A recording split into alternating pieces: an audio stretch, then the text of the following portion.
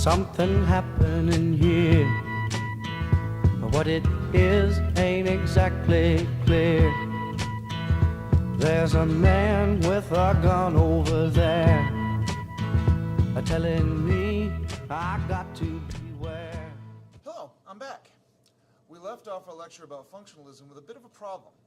Though functionalism does a great job in elaborating on social structures, the functions of those structures, and how these structures create a cohesive society, our own experiences with society and with history calls into question functionalism's basic premise, that societies tend to be stable and orderly and seek harmony and consensus. There are an awful lot of contradictions. Societies are all too often dysfunctional. There's crime and riots, protests, we have violence and wars. What's more, in every society we see people who are better served by the structures and functions of that society than are others. Some benefit while others struggle. There are those who are able to use their position within society to exploit others. Those who elaborated on the functionalist perspective were among those who benefited from the very societies they were studying. So of course they would seek consensus and harmony. But what about those who are not so fortunate? What does society look like from the point of view of a child laborer, the homeless, the dispossessed, even the criminal? Might it also be important to understand society from the point of view of those who do not benefit? This is where the conflict perspective kicks in. Unlike the functionalist perspective, the conflict perspective sees society as composed of groups that are in a state of conflict. Some groups dominate while other groups are subordinate. Overall, those that dominate are able to set up the rules of society in such a way as to benefit them, often at the expense of everyone else. What functionalists refer to as harmony and consensus, then, the conflict perspective understands as nothing more than a time when the power of the dominant group is uncontested. The conflict perspective tries to understand the darker side of society and to give voice to those who have little influence in how society works. Because of this, the conflict perspective is often a favorite for social and political activists. To begin our understanding of the conflict perspective, we have to start with Karl Marx. Karl Marx? Yes, Karl Marx. Calm down. Look, American students have issues with Marx that we can delve into in a later lecture. We can debate the ins and outs of Marx's politics and some of the historical consequences of his political activism. For purposes of studying sociology, however, we're interested in his social theories and models, which are illuminating and informative for analyzing the social world. In fact, you will be surprised just how common Marx's theory is in everyday discourse. Karl Marx and his patron Friedrich Engels, who often wrote with him, postulated an understanding of history called dialectical materialism. This is one of those cool terms that makes you sound really smart. It's actually pretty simple. Dialectical simply refers to opposing forces, and materialism, at least for Marx, meant physical resources. According to Marx, the driving force of history is the conflict between those who control access to resources and strive to preserve that access, and those who must trade their labor for the resources in order to survive. In the 19th century, the physical constructs of wealth were called factors of production, namely the factories and other forms of producing goods and the capital necessary for investment. This wealth was controlled by a group Marx called the bourgeoisie, or the capitalist class, a small minority of owners who controlled the capital that they could then invest for the sake of accumulating even more. The vast majority of people, however, were part of what Marx called the proletariat. That is, they were the people who actually did the work. They held no capital of their own. All they had was their bodies and their labor. This dialectic between the holders of capital and those who perform the labor is a system called capitalism. In capitalism, the proletariat sells its labor in exchange for some of the wealth held by the bourgeoisie, which they receive in the form of wages. Now, Marx acknowledged that this capital arrangement was the most efficient mechanism in history for generating vast stores of wealth. In fact, he acknowledged that capitalism was a necessary development in history in order for history to progress and in order for technological and social progress to happen. This wealth, however, was increasingly concentrated in the hands of a few well-placed capitalists. While economists like Adam Smith and David Ricardo lauded capitalism for its capacity to create wealth, Marx saw capitalism as inherently exploitative and destined to failure. Why? Right now, all of you are watching this video on some kind of electronic device. Look around and you'll find a logo that represents the company that sold the product and received the profit in order for you to have the necessary equipment to watch this video. That's great, but where did your device come from? If you trace the history of your device back, you'll find that it was nothing more than raw materials that were pulled out of the ground and subject to a string of manufacturing processes that would eventually become your device. And guess what? The owners behind that logo didn't actually do any of the work. They hired people to do it. Look, Bill Gates isn't building these computers alone in his garage. He's hiring laborers to do the work. Without this labor, no matter how much capital Bill Gates holds, your device doesn't happen. Marx and others referred to this as the labor theory of value. All goods are the product of the material resources plus the labor put into turning those materials into a usable good. Now this sounds good until you really look into it. You see, capitalists must make a profit from the goods, but the value of the goods is based on the materials and the labor. In order for capitalists to make a profit, he must find a way to create what's called surplus value. Otherwise, he'll not invest in that product. Well, the value of materials is out of his control. That's based on supply and demand. That means that the only way for the capitalist to make a profit, to find surplus value, is if he pays his workers less than the value of their labor. Let's face it, if he pays his workers the value of their labor, the best he can do is break even on the product. But a capitalist is not going to invest in capital just to break even.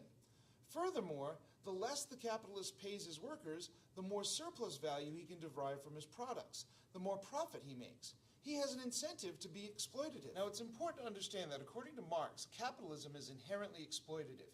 You can't change capitalism to make it fair. This isn't just a matter of some miserly owners exploiting their workers. No, even if a capitalist is a nice guy, he must make a profit. Therefore, he must underpay his employees, period. Capitalist societies are therefore set up to maximize the exploitation of workers in the interests of the capitalist class. The state, the family, the churches all contribute to ideologies, creating a false consciousness that more or less keeps the workers in line. However, according to Marx, capitalism contains the seeds of its own destruction. Production requires the proletariat to interact with each other on a regular basis. As the workers become increasingly alienated from their own labor, doing repetitive and mindless work, often to create products that they can't even afford to own, they'll start to talk to each other and share their anger and eventually develop a class consciousness, a unifying identity as a class, rather than the divisive identities of nationality, ethnicity, religion, or gender. The proletariat will then rise up in a global revolution, overthrow the capitalist, which means kill, and then, through some innate goodness on their part, usher in a classless society in which everyone contributes to society according to their ability and benefits from society according to their need. All right, Carl, you're losing us now. Yeah, that last part is a bit of an empirical leap, but an analysis of class interest and the nature of class conflict has some important consequences as our society continues to debate the extent and nature of a just society. Research into social class today shows some startling inequities. Economic productivity continues to increase while wages have remained stagnant for decades, and more wealth is concentrated in fewer hands. This inescapable fact has inspired resistance movements like the Occupy movement and Fight for 15. After years of organizing, economic inequality has returned to the political debate. This debate on economic inequality and economic justice is Marx's legacy. Now, it's important to understand that though he inspired a great deal of sociological analysis, Marx himself was not a sociologist. He was a philosopher and an activist. He was presenting an agenda, and when doing that, it's a good idea to have a theory that justifies your activism that's relatively simple for everyone else to get. A simple analysis of the haves and the have-nots fits the bill. Max Weber, however, was a sociologist, and as sociologists are wont to do, he examined Marx's theory and then complicated the heck out of it.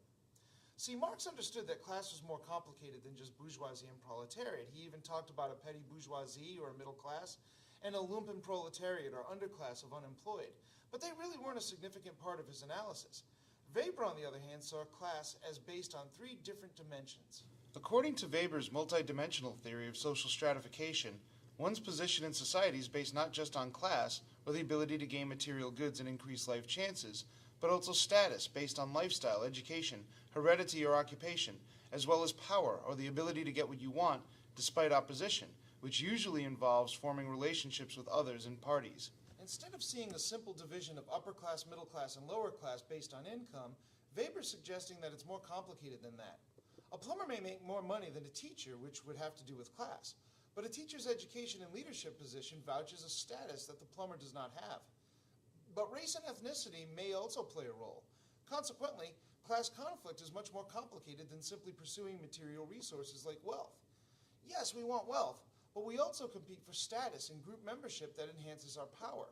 Instead of a big picture understanding of class conflict, Weber sees conflict as more individualistic, as a personal endeavor to control the elements of one's life. Weber advanced an understanding of sociology called Verstehen, or an examination of individual motives. So it wasn't enough to just elaborate a simple understanding of power and dominance as something imposed on the individual. Why is it that so many people can be controlled by so few? Marx tries to explain this by suggesting a false consciousness, but Weber really doesn't like this. How can this false consciousness be perpetuated for so long? Marx isn't clear. Weber has a different and probably more effective theory.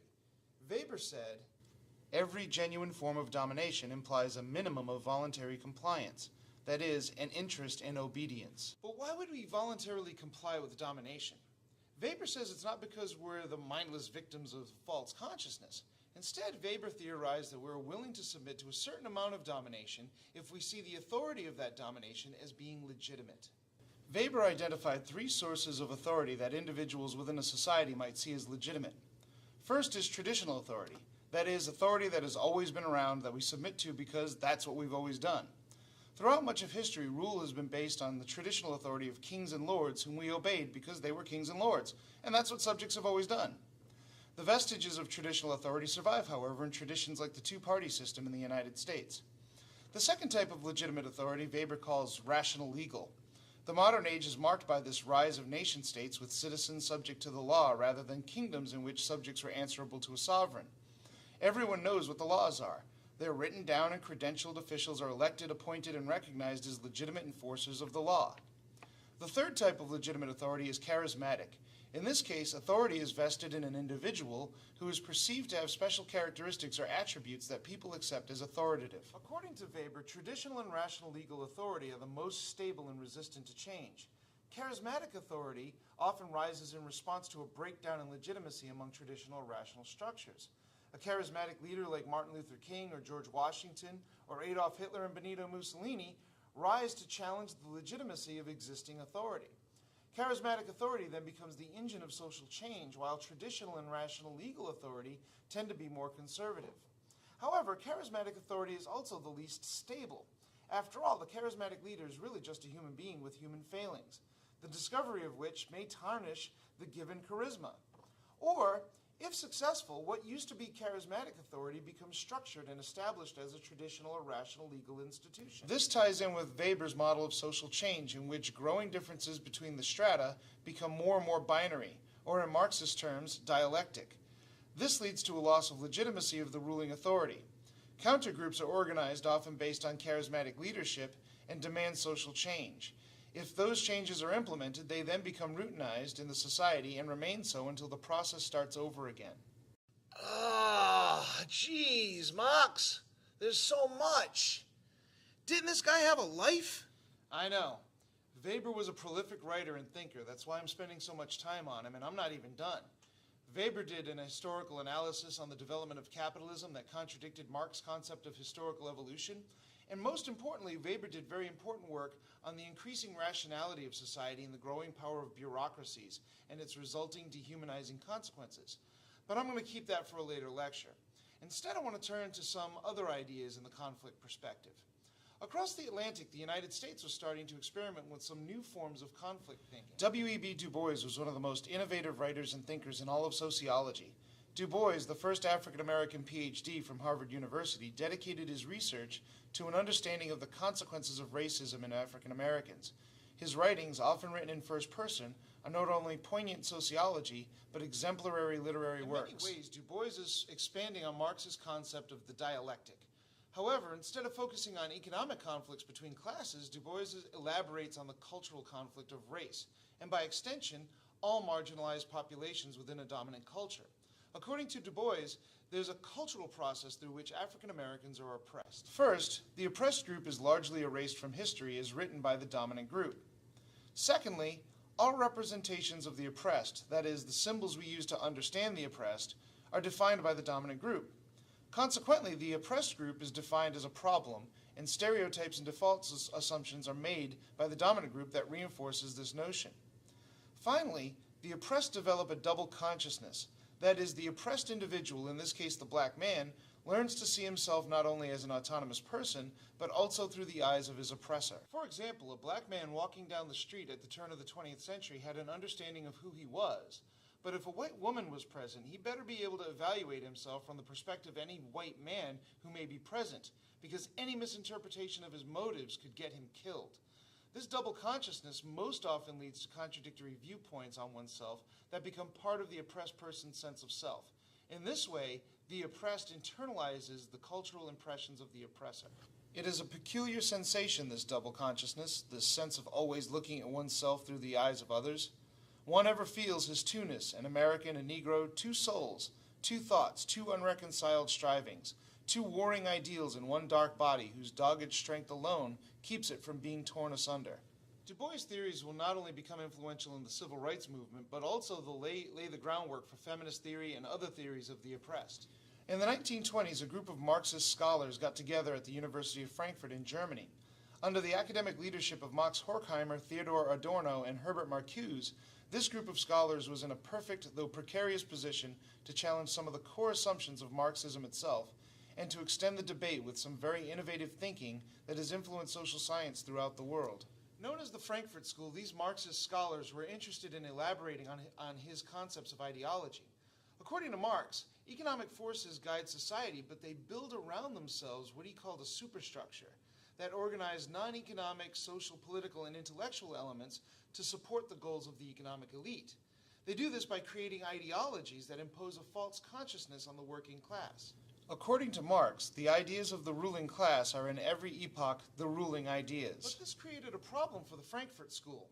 For if this statement were true for every epoch, then why should we assume that the revolution of the proletariat would do something different when it overthrows the capitalist class and becomes the power of its time? Won't the victorious proletariat simply create their own ideologies? And, consistent with the ideas of the philosopher Friedrich Hegel, a countervailing ideology will then develop to challenge the dominant proletariat ideology, in which case conflict continues and history does not end as Marx predicted. The historical context of this first generation of the Frankfurt School was also really important. A collaboration of mostly Jewish Marxists at a German university during the interwar and post-war periods was about as close to a fateful collaboration as one can get. On the one hand, the slaughter fields of World War I largely destroyed European faith in the Enlightenment mission of reason, science, and human liberation. Existentialism and philosophical nihilism, fatalism, and cynicism spread throughout Europe and the United States. The economic crisis of the 1920s and 30s led not to the revolution of the proletariat and the liberation from capitalism, but rather to the proletariat willingly abandoning their hope for freedom and embracing the patronage and glory promised by the fascists in Italy, Spain, and Germany. In the meantime, in Russia, the one place that did experience a communist revolution, the proletariat ended up oppressed under Stalin. Instead of liberation from their chains, working people under communism were placed under strict subjugation. The Allied victory of World War II ultimately entrenched capitalism into a global economic system and ushered in a Cold War in which everyone in the world lived under the perpetual threat of nuclear annihilation. What the heck happened? It was under these conditions that the Frankfurt School began its ongoing mission of trying to liberate humanity using what they called the critical theory. According to the critical theory, the fundamental means of oppression is not economics, as Marx argued, but rather our own ideas or our ideologies. Our very concepts of what is real and right and rational were the very forces that kept us from being free, of which the most dastardly ideology of all was that of science and rationality. What? How can science and rationality be oppressive? According to the critical theorists, that which we consider to be rational is, in fact, nothing more than an ideology designed to perpetuate those in power, those in a position to define the ideology. When you look at it, by the 1920s and 30s, it was clear that rationality, including concepts of scientific progress, were not what they were cracked up to be. After all, nobody wanted World War I to happen. Rational systems were created in order to keep such a war from actually happening. In the end, however, it was those very systems that created the most devastating war in human history up to that time. Fascism was premised on the same ideas of efficiency and rationality as was capitalism. The Holocaust was committed using industrial principles of efficiency and scientific method. Even the rationality behind Marx's revolutionary theories had irrational outcomes. Probably the best example of the irrationality of rationality was the development of the atomic bomb. What Manhattan Project scientist Enrico Fermi is said to have described as superb physics was, in fact, an apocalyptic nightmare waiting to happen. So yeah, not a good track record for rationality in science. Look, we're all familiar with the basics of critical theory. Many of our greatest science fiction stories are premised on this idea. Take a look at this unwitting explanation of critical theory from the movie Jurassic Park. Don't you see the danger, John, inherent in what you're doing here? Genetic power is the most awesome force the planet's ever seen, but you wield it like a kid that's found his dad's gun. It's hardly appropriate to start hurling generalizations. If I may, I'll tell you the problem with the scientific power that you're using here.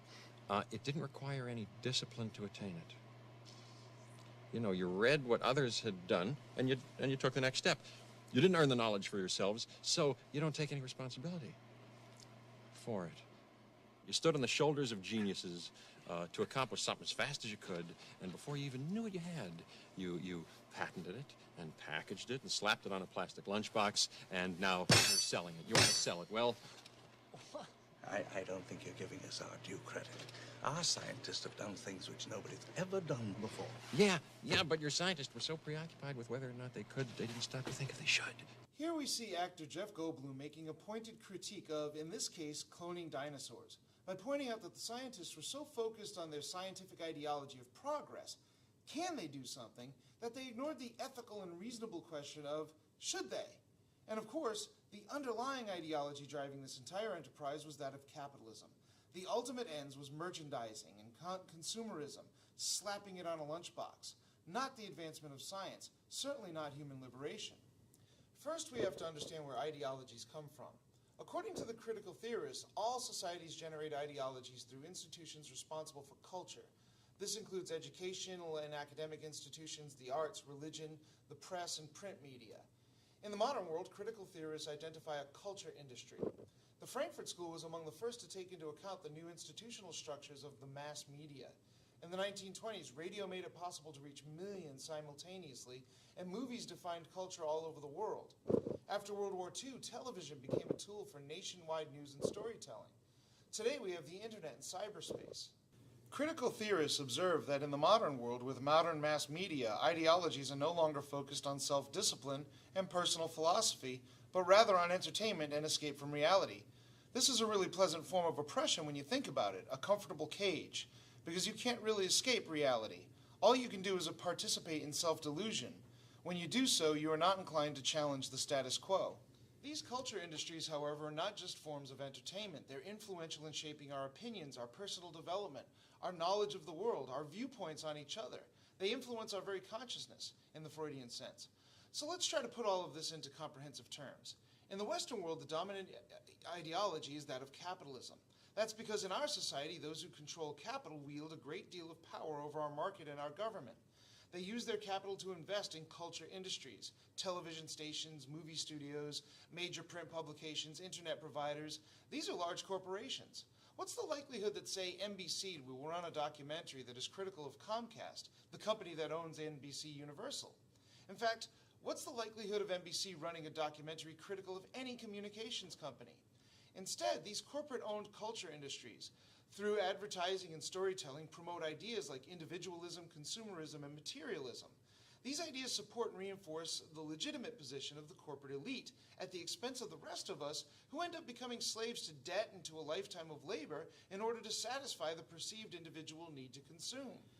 This may seem like an indictment of capitalism, but critical theory suggests that this kind of model is universal, no matter the society. A communist society will have a communist elite that will control the culture industries and develop oppressive ideologies that perpetuate the communist elite. A theocratic society will have a religious elite that controls the culture industries, and you get the picture. Now, the goal of the Frankfurt School in critical theory is, like Marx, utopian. The Frankfurt School created a method of questioning based on Marx, Weber, and some Hegel and Freud that, if used, can liberate human reason from oppressive ideologies. Once this is accomplished, human beings can enjoy true freedom. So critical theorists also tend to be activists. This is a notion Marx called praxis, or the process by which theory is put into effect to make social change. Obviously, a bunch of Marxist Jews living in Nazi Germany were in a bad situation. Many of them packed their bags and came to the United States, where they became influential in American sociology. At a time when American sociology was dominated by Talcott Parsons and Robert Merton, sociologists like C. Wright Mills were inspired by critical theory. Later, Randall Collins and G. William Domhoff all of whom we'll talk about later, will also be inspired by this particular theory. Finally, I want to touch upon another branch of the conflict perspective, but I'll do this briefly because I'll elaborate on it in another lecture. This is the feminist theory. Feminist theory is really complex to the point where many sociology texts deal with feminist theory as a perspective in and of itself. I don't see it that way. I see feminist theory as drawing from all three basic perspectives as well as contributing to each. The foundations of feminist theory, however, are solidly grounded in conflict analysis.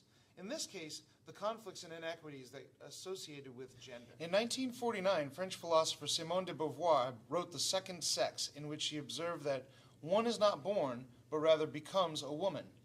However, the process by which she becomes a woman is largely defined by men for men's interests. Womanhood is, therefore, a comparison to manhood, femininity referenced against masculinity, but evaluated according to male standards. The status of a woman is predicated on that of her husband or patron. The woman has no independent identity distinct from the significant male in her life. Women are therefore, in de Beauvoir's words, the incidental, the inessential, as opposed to the essential. He is the subject, he is the absolute, she is the other.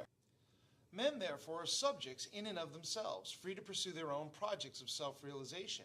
Women, on the other hand, must be satisfied with being the objects of male standards and demands. The best example of this can be found, ironically, in any biographical description of Simone de Beauvoir herself, who's always introduced to the reader in conjunction with her famous male companion, whom I will not name. Girl power. De Beauvoir recommended that women refuse to be the other, to pursue their own subjective ends, even to eschew marriage as a form of oppression. However, she recognized that this can cause significant anxiety and even alienation, as doing so will require the woman to abandon a femininity that has for thousands of years been defined by men. Over a decade later, American author Betty Friedan published The Feminine Mystique. In her book, Friedan reveals the surprising results of her research. She found that women were largely dissatisfied with their lives. They had dreams and aspirations that transcended their socially prescribed roles as wives, mothers, and homemakers. When these dreams went unfulfilled, it left the women feeling empty. This flew in the face of America's cultural understanding of women, finding happiness in domesticity, taking care of their children, loving their husbands, baking cookies. Furthermore, it also left women feeling guilty for their dreams and aspirations. After all, marriage and children were supposed to make them happy. Everybody from the Ladies' Home Journal to television sitcoms like Father Knows Best to, I don't know, sociologist Talcott Parsons said so. So it had to be true, but it wasn't, and women often blame themselves. The Feminine Mystique became a clarion call for women all over the world to reevaluate their lives. According to Friedan, we can no longer ignore that voice within women that says, I want something more than my husband and my children and my home. Sociologist Dorothy Smith helped bring feminism to the discipline as one of the founders of standpoint theory.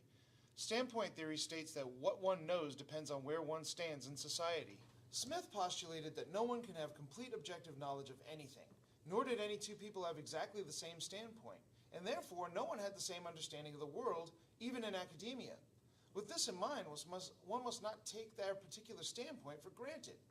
However, Smith noticed something that hopefully those watching these videos may have noticed. Sociology was almost exclusively investigated from the standpoint of white Euro-American males. Thus, the potential standpoints of over 50% of any given society were ignored in the very discipline tasked with understanding society. Oops. Because of Smith's work, sociological feminism has dedicated itself to reevaluating sociology from the standpoint of women. This concept has also been expanded by feminist scholars like Patricia Hill Collins to include the particular standpoints of women of color, as well as expanding our very concepts of gender to include the points of view of gay and lesbians and transgendered people and other variations of gender and sexuality that are often marginalized and oppressed. Feminism has also been instrumental in reevaluating masculinity and the impacts of patriarchal culture on men, including often being alienated and emotionally isolated from our own children. Feminism is a lot more than bra burning. It's a diverse perspective that deserves its own attention, but I hope that the brief introduction here is adequate for our purposes. As you can see, the conflict perspective, like the functionalist perspective before, is a very flexible and useful way of looking at society. The conflict perspective forces us to look beyond the accepted reality and to take a critical look at those things that we might consider normal and harmless, and instead try to identify the beneficiaries as well as the victims. This is a powerful tool in helping us develop a more complete understanding of society.